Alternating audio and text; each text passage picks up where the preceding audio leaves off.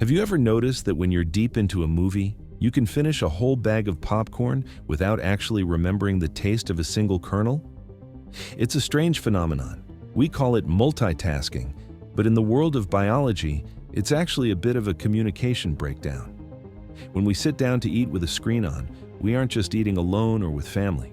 We've invited a third party, the invisible guest, and this guest is a total conversation hog. It demands 80% of our brain's processing power, leaving our meal to compete for the leftovers. Here's the neutral reality of how our bodies work.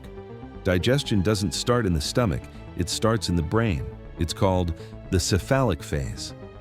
When you see, smell, and anticipate your food, brain signals to produce saliva and to prep enzymes. But when your focus is on a digital plotline, that handshake between the brain and the gut is weakened. Because you aren't fully observing the food, your brain doesn't register the intake accurately. Scientists call this the satiety gap. Studies show that people who eat while distracted tend to eat more, not because they are hungrier, but because the brain missed the start button of the meal.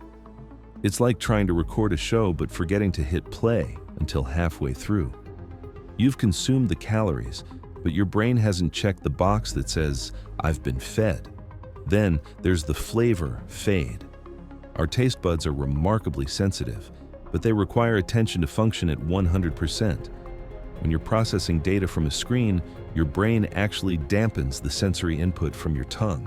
You're essentially eating in standard definition while watching life in high definition. By turning off the screen, you're essentially upgrading your meal's flavor profile for free.